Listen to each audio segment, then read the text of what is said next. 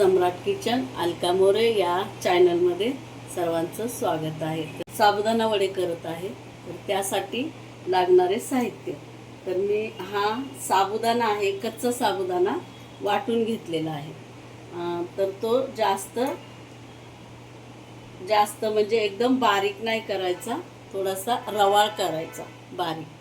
रवाळ साबुदाणा बारीक करायचा। हा शेंगदाण्याचा कूट आहे, हे बटाटे आहे आणि ती मिरची, मीठ असं वाटून घेतलेलं आहे। तर हे बघा एवढं साहित्य।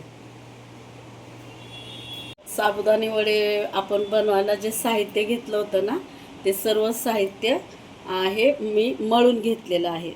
तर हे शेंगदाणे, ते पीठ, उकडलेले बटाटे आणि आपण बारीक करून घेतलेली मिरची आणि मीठ, हे सर्व बारीक करून ह्याच्यामध्ये सर्व मिक्स केलेलं आहे। आपण हे पीठ तयार केलेलं आहे।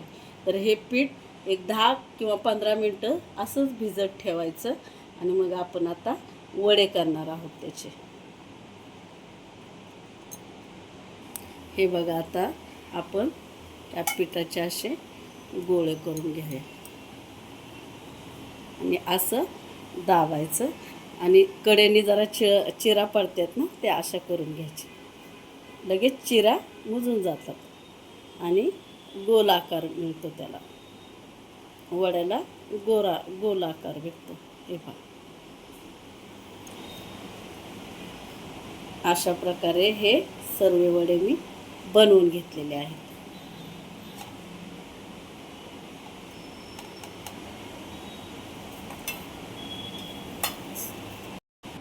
आता तळून घेऊया।